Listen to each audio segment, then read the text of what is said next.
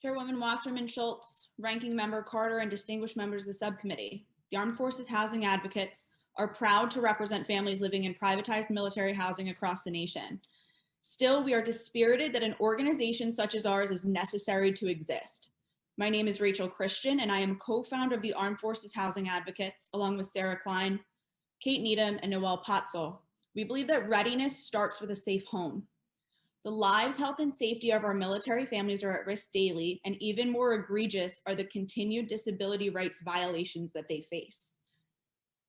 Today, we see environmental hazards and improper repairs being completed, maintenance staff performing plumbing and electrical work without training or proper certifications. At Fort Drum, a family experienced a natural gas leak in their home for 6 months. When the maintenance director was asked about his team's qualifications at the site, he replied that they had none and that none were required. Many reasonable accommodations for families with disabilities are being denied or ignored.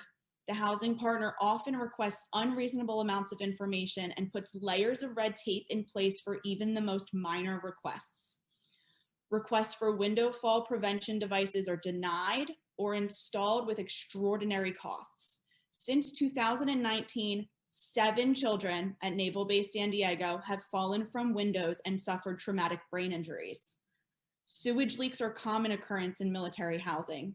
Housing partners will refuse to replace carpets that have been soaked in raw sewage and will pump sewage into yards where children play. Faulty construction at Fort Leonard Wood left a military spouse with a traumatic brain injury just within this past year.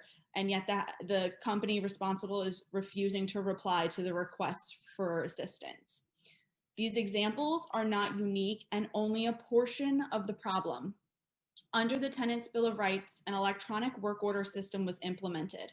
It is clear that there are mass discrepancies between the documentation in that system and the work orders being placed by residents.